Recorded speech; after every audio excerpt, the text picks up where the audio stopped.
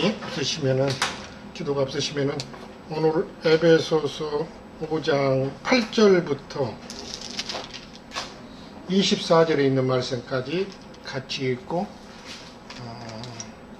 주님의 인도를 따라서 같이 주 안에서 상고를 해보겠습니다. 같이 읽겠습니다. 너희가 전에는 어둠이더니 이제는 주 안에서 빛이라. 빛의 자녀들처럼 행하라. 빛의 열매는 모든 착함과 의로움과 진실함에 있느니라. 주를 기쁘시게 할 것이 무엇인가 시험하여 보라. 너희는 열매 없는 어두움의 일에 참여하지 말고 도리어 책망하라. 그들이 은밀히 행하는 것들은 말하기도 부끄러운 것들이라. 그러나 책망을 받는 모든 것은 빛으로 말미암아 드러나나니 드러나는 것마다 빛이니라. 그러므로 이르시기를 잠자는 자여 깨어서 죽은 자들 가운데서 일어나라. 그리스도께서 너희에게 비추시리라 하셨느니라. 그런즉 너희가 어떻게 행할지를 자세히 주의하여 지혜 없는 자 같이 하지 말고 오직 지혜 있는 자 같이 하여 세월을 아끼라. 때가 가니라. 그러므로 어리석은 자가 되지 말고 오직 주의 뜻이 무엇인가 이해하라. 술 취하지 말라. 이는 방탕한 것이니 오직 성령으로 충만함을 받으라. 시와 찬송과 신령한 노래들로 서로 화답하며 너희의 마음으로 주께 노래하며 찬송하며 범사에 우리 주 예수 그리스도의 이름으로 항상 아버지 하나님께 감사하며 그리스도를 경외함으로 피차 복종하라. 아멘. 자, 오늘은 5장 두 번째 말씀 나누는 것인데, 이미 지난번에 말씀 처음 나갈 때 5장 서두에 사랑을 받는 자녀같이 너희는 하나님을 본받는 자가 되고 이렇게 말씀이 시작되어 가지고 결국은 앞에 부분의 말씀에서는 너희도 그리스도께서 너희를 사랑하신 것 같이 너희도 사랑 가운데서 행하라. 행하라는 말씀으로 중심을 잡아서 같이 말씀을 나눴는데, 이어지는 말씀도 동일하게 빛의 자녀들처럼 행하라. 오늘 8절 읽었던 말씀을 기억을 하시면서 오늘 말씀을 같이 한번 상고해 보기로 하겠습니다. 지난 시간에서는 사랑 가운데서 행하라는 말씀을 하셨고, 이번에는 빛의 자녀들처럼 행하라 이렇게 말씀하셨는데, 시작되는 말씀이 너희가 전에는 어둠이더니 이 말씀을 하셨는데, 빛과 어둠에 관한 말씀은 어디서부터 근거한 말씀이에요? 그렇죠. 우리 창세기 지금 하고 있는데 1장에 이미 태초에 하나님이 천지를 창조하시니라 이렇게 하셔놓고 2절에 그러나 땅이 공허하고 혼돈했다 이렇게 시작을 하면서 혼돈하고 공허하니 흑암이 깊음 위에 있었다 그리고 하나님의 신은 수면에 운행하셨다 그러면서 두 번째 절부터 이미 거기에 혼돈된 것과 그 다음에 흑암이 깊은 위에 있었다 이렇게 깊이 있게 차지하고 있었던 것들을 지금 말씀하셨습니다. 결국 거기서부터 근거된 말씀인데, 그러면 어둠이라는 것은 결국은 하나님의 심판을 받은 것이죠. 그렇잖아요, 사실은. 예. 심판의 결과가 어둠입니다, 사실. 이것 또한 저주고, 사실은. 하나님의 저주를 받은 결과고 심판을 받은 결과가 어둠으로 나타났던 걸 볼 수가 있는데, 그래서 여기서 너희가 전에는 어둠이더니 이렇게 시작을 했습니다. 결국은 이 말씀이 나중에 사복음서에서도 보면은 예수님을 잡으러 왔을 때 대제사장들과 장로들과 그 성전을 수비를 맡았던 군관들이 예수님을 잡으러 왔을 때 검과 몽치를 가지고 왔었는데 주님이 그때 말씀하시면서 뭐라고 그랬냐면은 내가 성전에 있을 때 너희에게 이렇게 많은 말씀을 했었지만 그때 너희가 나를 잡지 않았었는데 그러면서 이제는 너희의 때요 뭐라고 그랬어요? 예, 어둠의 권세로다. 너희의 때요 이렇게 말씀하셨는데, 예수님, 빛이신 예수님을 잡으러 왔던 그 자들이 다 어둠 안에 있었던 자들이고, 그리고 어둠의 하수들이었기 때문에 너희의 때요 어둠의 권세로다 이렇게 말씀하세요. 그러니까 어둠의 권세 잡은 자가 있다는 걸 지금 말씀을 하시는 것을 볼 수가 있죠. 어둠의 권세 잡은 자가 누구죠? 마귀, 사단. 그렇죠. 이 말씀은 이사야서 45장에 보시면은 예수님은, 하나님은 빛도 창조하고 뭐라고 그랬어요? 예, 어둠도 짓고 빛도 창조했다 이런 말씀을 하신 걸 볼 수가 있습니다. 결국은 빛이라는 것도 창조가 됐고 어둠도 창조된 것이기 때문에, 만들어진 것이기 때문에 그 말씀에서부터 근거한 말씀인데, 실제는 어둠의 권세자인 마귀, 결국은 마귀가 사람뿐만 아니라 온 세계를 그들이 탈취해 가지고 결국은 첫사람 아담으로 모든 세계를 주관하고 다스리라고 했지만은 결국은 어둠의 권세자인 마귀에게 이미 탈취돼 가지고 결국은 사람이 어둠에 속하다 보니까 모든 것도 다 어둠에 속했던 걸 볼 수가 있는데, 에베소서 6장에서는 세상도 어둠이라 이렇게 말했던 걸 볼 수가 있습니다. 거기 말할 때 6장 12절에 보시면은 이 어둠의 세상 주관자들과 이렇게 말한 것 보면은 세상이 어떻다고요? 빛 가운데 있다라고요? 어둠 가운데 있다라고요? 예, 어둠 가운데 있는 것을 지금 말하는 것이군요. 주관자들도 다 하신 어둠에 속한 자들이라 이렇게 말하는 걸 볼 수가 있습니다. 그러니까 온 세계가 다 어둠 가운데 있고, 실제는 빛이신 예수 그리스도와, 참 빛이신 예수 그리스도와 그분을 영접한 교회가 결국은 빛인데, 그래서 전에는 너희가 어둠이든지 이제는 주 안에서 빛이다 이렇게 말씀하신 걸 볼 수가 있습니다. 그래서 그 어둠을 근거로 지금 말씀을 하셨는데, 그 한 말씀을 잠깐 볼까요? 베드로전서 잘 아시는 말씀인데 2장을 가서 보시죠.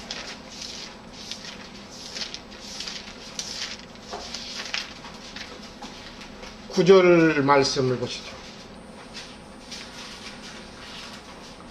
9절 보시면은 뒷부분 한 절이니까 보십시오.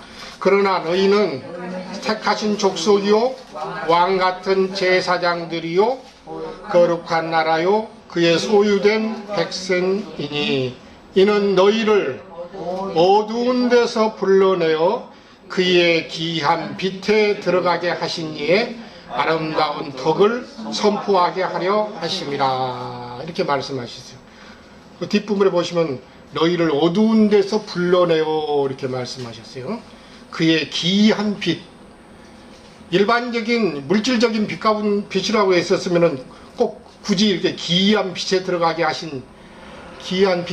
하셨다 이렇게 말씀하지 않겠죠. 그러니까 에베소서에서 5장에서 말씀하신 그 빛이라는 것은 실제는 귀한 빛을 말하는 것이 참빛, 물질적인 빛이 아닌 생명의 빛을, 영광의 빛을 말씀하시는 것이기 때문에 어두운 가운데서 불러내어 그의 귀한 빛에 들어가게 하신 이에 아름다운 덕을 선포하게 하려 하심이라 이렇게 말씀하신 걸 볼 수가 있습니다. 또 한 절 보실까요? 사도행전 26장 전 바울 사도가 아그리파 왕에게 말씀을 전하면서 본인이 하나님 앞에 빛비침을 받았고 그리고 부르심을 받았던 것들을 간증하는 내용인 것을 볼 수가 있는데 18절을 한 절을 보시죠. 그 눈을 뜨게 하여 어둠에서 빛으로 사단의 권세에서 하나님께로 돌아오게 하고 제사함과 나를 믿어 거룩하게 된 무리 가운데서 기업을 얻게 하리라 하더이다 이렇게 말씀을 하신 걸 볼 수가 있습니다.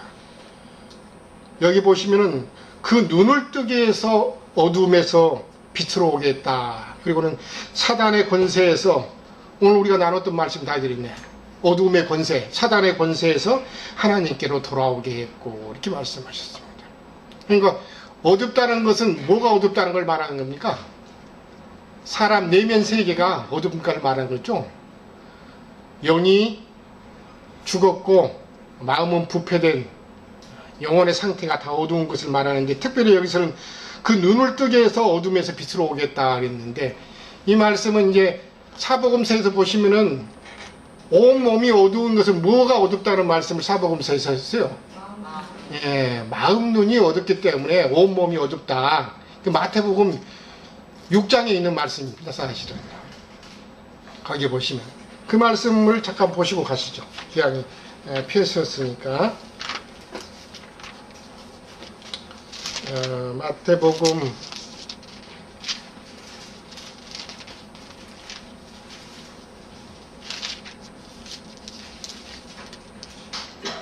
6장 21절로 23절 3절 보겠습니다.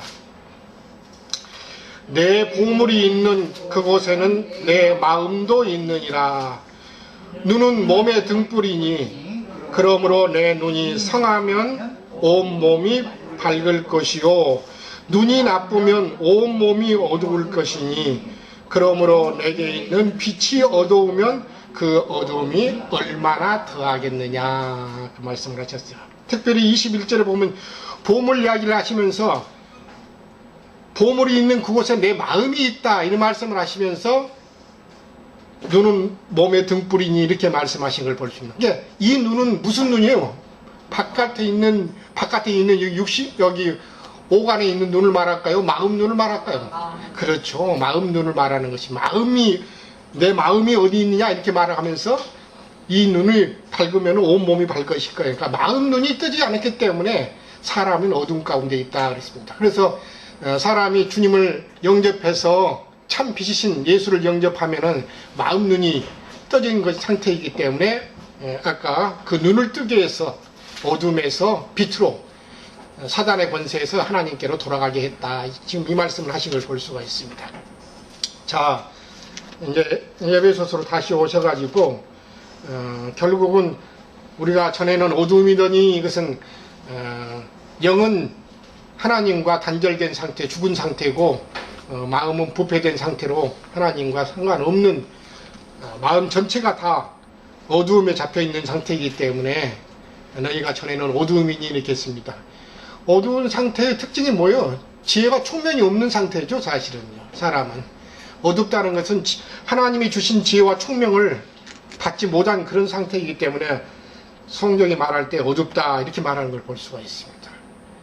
그래서 전에는 어둠이더니 이제는 너희가 빛이다 이렇게 지금 말씀하시는 것인데, 주 안에서 빛이라 이렇게 말씀하시기 때문에 주님 자신 예수 그리스도만이 참 빛이기 때문에, 그렇죠?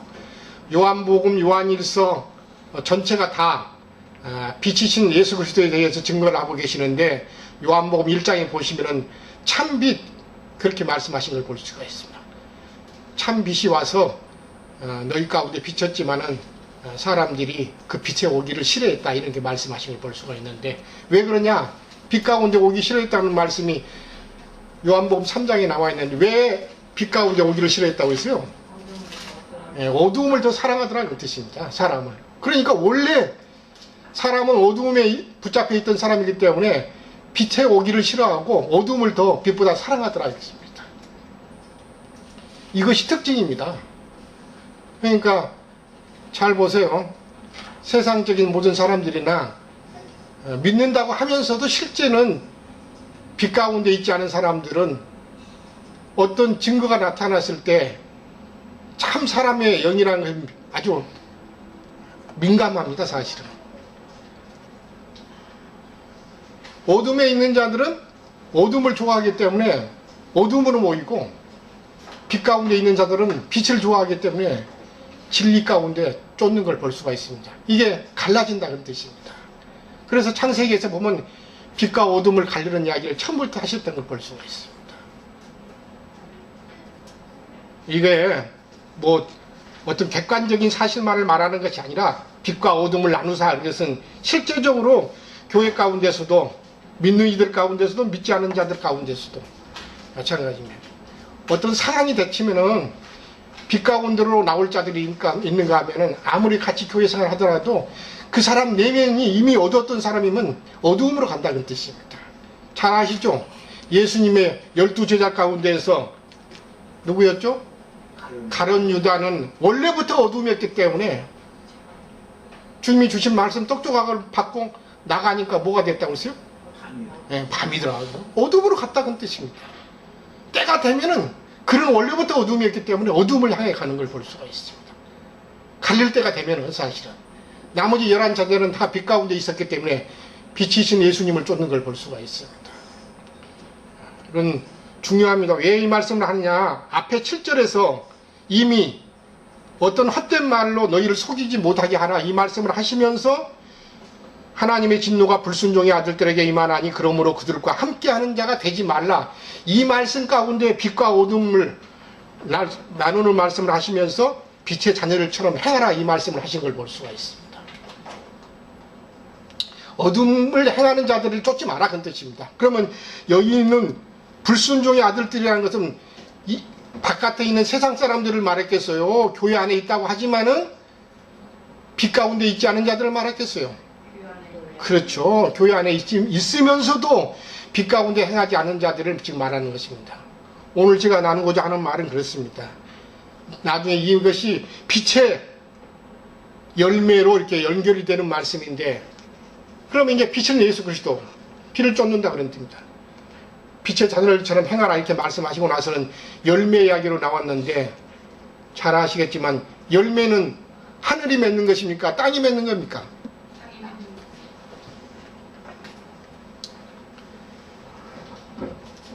하늘이 열매 맺는 거 없죠. 다 땅이 열매를 맺는 거죠. 열매라는 것은 땅에서 나는 것이지 하늘에서 나는 적이 없죠. 사실은. 잘 생각해 보십시오.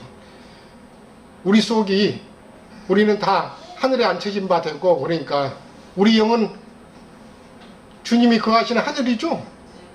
그럼 우리 마음은 땅이죠. 사실은. 그러니까 나중에 하늘도 새로워져야 되고 그 다음에 땅도 새로워야 되기 때문에 새하늘과 새 땅 이야기를 하는 것입니다. 그래서 아무리 사람이 주님을 영접해서 그 심령이 거듭나서 새하늘이 됐다 하더라도 땅이 새로워지지 않으면 열매를 낼 수 없는 것입니다. 사실은. 그래서 그 열매 맺는 이야기, 빛의 열매 이야기를 했는데 갈라디아에서는 그래서 성령의 열매다. 빌립보에서는 뭐라고 했어요? 빛의 열매, 의의 열매다 이렇게 말씀하신 걸 볼 수가 있습니다. 다 같은 말씀이죠. 성령의 열매, 의의 열매, 생명의 열매, 여기서는 빛의 열매 이렇게 말씀하셨습니다. 이것은 창세기 2장에서 근거된 말씀입니다. 창세기 2장에 에덴 동산에 아담을 갖다 놓으시고 뭐라고 했어요? 나무를 먹으라고 했어요. 나무 열매를 먹으라고 그랬어요. 나무 열매를 먹으라고 그랬습니다. 동산 안에 있는 각종 나무의 열매는 네가 임으로 먹되 이렇게 말씀하셨어요. 그런데 이 열매는 나무를 알아볼 때 마태복음 7장이라든가 마태복음 12장에서는 나무는 사람을 그대로 예표하는데 실제는 어떤 나무 이렇게 하면 생명나무 뭐 선악을 알게 한 나무 거기서 이렇게 말했을 때 나무라는 것은 사람을 예표적으로 말하는 것인데 그 사람을 알아보려면 열매로 알아본다고 그랬어요? 나무로 알아본다고 그랬어요? 네, 열매로 그 나무를 알지니 이렇게 말씀하셨어요. 땅이 열매를 맺는다는 말씀을 잘 생각하셔서 오늘 왜 교회 생활을 다루고 교회를 건축하는 말씀 가운데 빛의 열매를 이렇게 말씀하셨는가 그리고 빛의 자녀들처럼 행하라 이렇게 행하는 말씀을 하시면서 열매를 맺는 이야기로 하셨습니다. 결국은 그러니까 행하는 것이라는 것은 열매를 맺는 것과 연관이 있는 걸 볼 수가 있습니다. 그렇죠? 네. 그래서 열매는 바로 열매를 맺는 것은 아니죠. 땅이. 이 말씀에 대한 근거 자료를 찾기 위해서 마가복음 4장을 잠깐 가서 보도록 하겠습니다.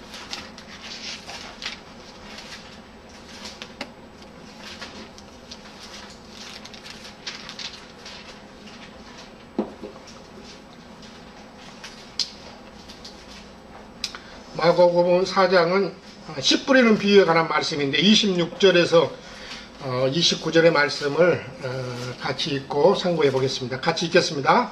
또 이르시되 하나님의 나라는 사람이 씨를 땅에 뿌림과 같으니 그가 밤낮 자고 깨고 하는 중에 씨가 나서 자라되 어떻게 그리 되었는지를 알지 못하느니라. 땅이 스스로 열매를 맺되 처음에는 싹이요, 잘 보십시오. 처음에는 싹이요, 다음에는 이삭이요, 그 다음에는 이삭에 충실한 곡식이라. 열매가 익으면 곧 낫을 대나니 이는 추수 때가 이르렀습니다. 여기 열매 맺는 이야기를 하고 그 다음에 열매가 또 맺어야 될 뿐만 아니라 어쨌다고요? 익어야만이 추수가 된다 이렇게 말씀하셨습니다. 낫을 된다는 것은 추수를 하는 것을 말하는 것 때문에 경작자가 익지도 않은 열매 따는 사람 열매 거두는 거 보셨어요? 못 보셨죠? 요새 그 과일 뭐 포도니 뭐 복숭아니 이런 열매들을 과일 열매들을 수확해 가지고 시장에 갖고 나오지만은 경작자 농부들이 수확할 때 열매가 여러 쏘아도 익지 않으면 추수를 하지 않은 걸 볼 수가 있습니다. 이게 하나님의 마음입니다, 사실은. 그래서 여기 순서가 있습니다.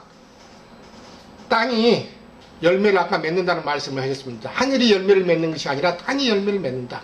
아까 우리 자매님들이 땅은 사람의 마음이다 이렇게 말씀하셨습니다. 마음이 열매를 맺는데 근데 처음에는 싹이 나옵니다.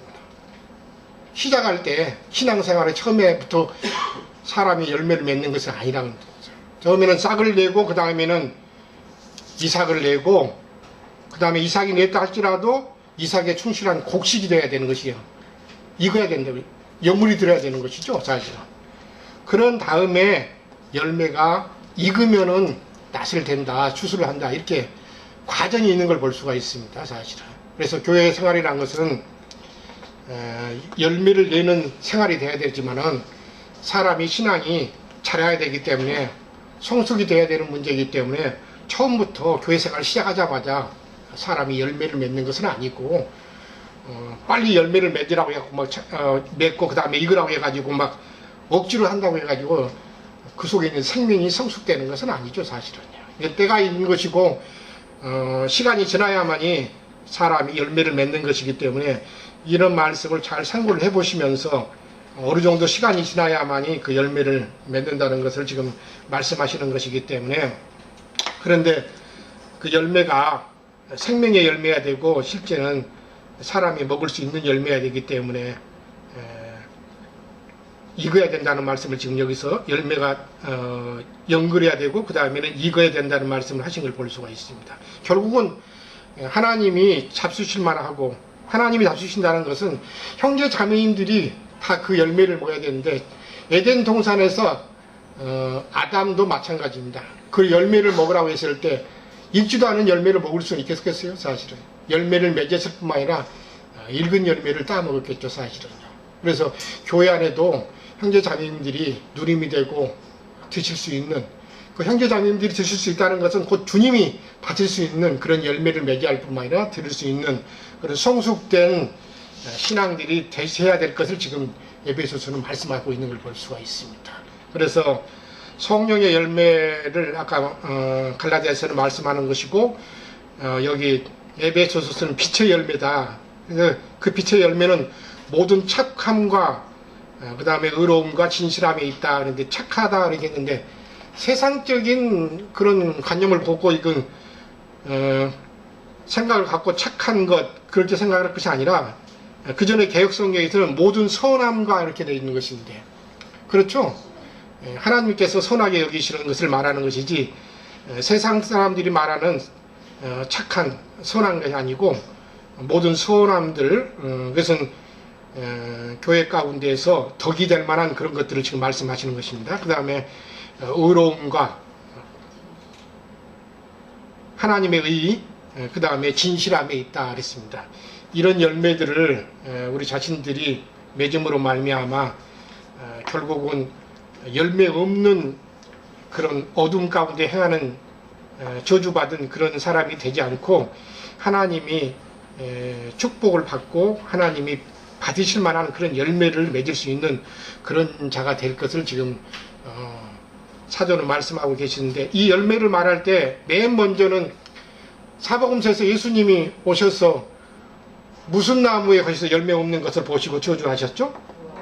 예, 예루살렘 성을 향해 가시다가 아침에 예수님이 시장하셨다 이렇게 말씀하셨어요. 그러니까 우리 주님도 드셔야 되는데 시장하셔서 무화과 나무 앞에 가가지고 그 열매를 좀 드실까 해서 갔는데 무화과 나무가 열매는 없고 잎사귀만 무성했다 그래서 그 열매 없고 잎사귀만 무성한 나무를, 무화과 나무를 결국은 저주를 하셨는데 결국은 뿌리부터 말라가지고 다 나중에 저주받은 결과로 말랐던 것들을 볼 수가 있는데, 오늘 말씀도 마찬가지입니다.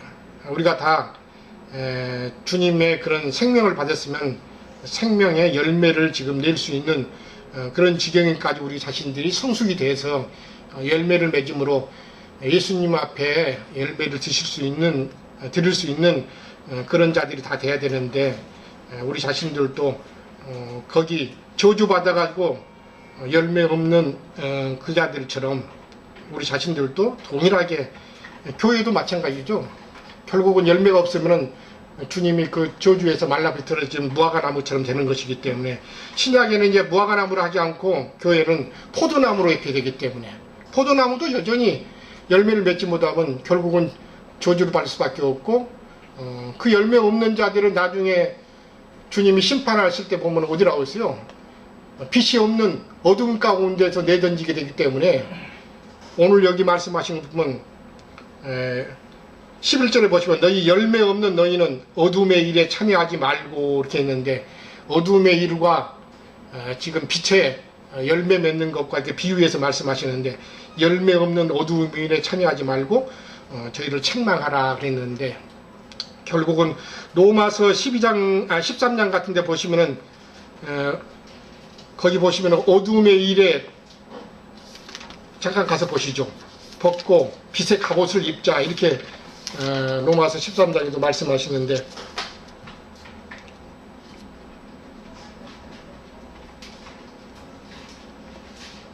거기 12절 보시면은 13절 2절 보시면 밤이 깊고 낮이 가까웠으니 그러므로 우리가 어둠의 일을 벗고 빛의 갑옷을 입자 그러면서 낮에와 같이 빛 가운데서와 같이 그런 뜻입니다.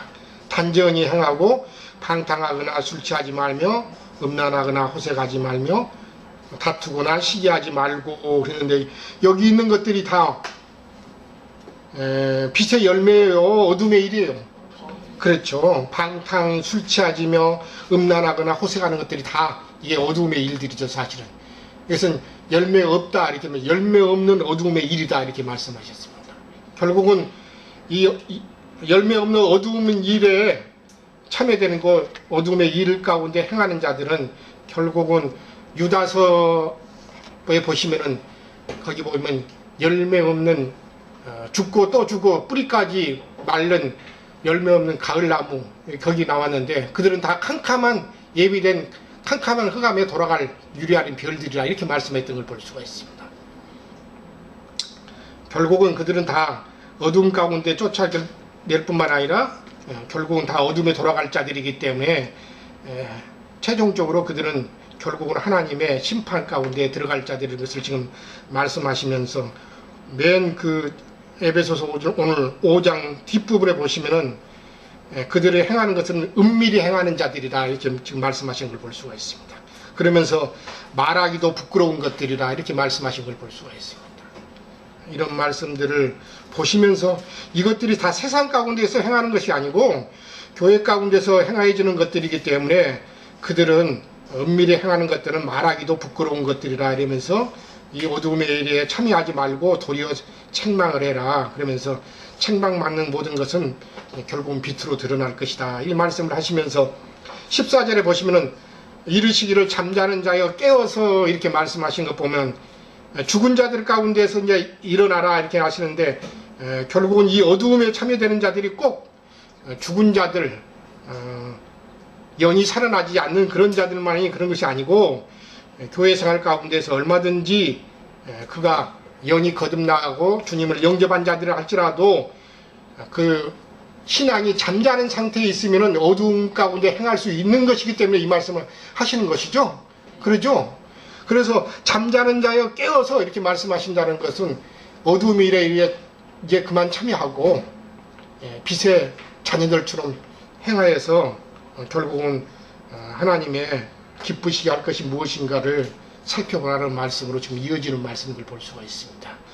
결국은 오늘 저는 이렇게 빛의 열매들에 관한 말씀을 어둠과 빛에 나누는 말씀부터 시작해서 지금 같이 쭉 교통이 되었는데, 예수님 자신이 빛일 뿐만 아니라 요한일서에는 하나님은 빛이시라 하면서 그에게는 어둠이 조금도 없으시다 이렇게 말씀하신 걸 볼 수가 있습니다. 하나님이 빛이시고 예수님 자신이 빛으로 이 세상에 오셔가지고, 그래서 요한복음 9장이라든가 12장에 가서 보시면 내가 세상에 있는 동안에는 세상의 빛이로다 이렇게 말씀하신 걸 볼 수가 있습니다.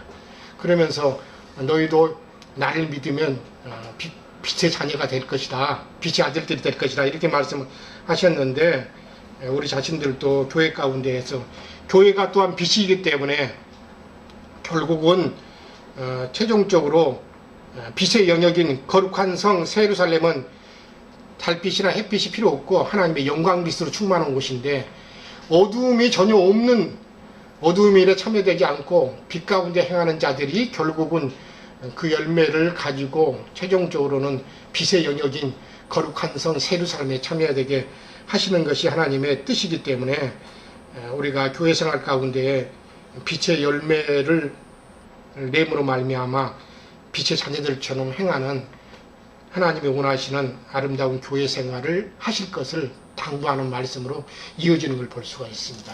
그렇기 때문에 이제 17절에 가서 보시면은 그러므로 어리석은 자가 되지 말고 오직 주의 뜻이 무엇인가 이해해라 이런 말씀하시면서 술 취하지 말고, 이건 방탕한 것이기 때문에 오직 성령의 충만함을 받음으로 말미암아 성령의 열매를 맺는, 빛의 열매를 맺는, 의의 열매를 맺는 그런 생활을 하실 것을 당부하는 말씀으로 이어지는 걸 볼 수가 있습니다.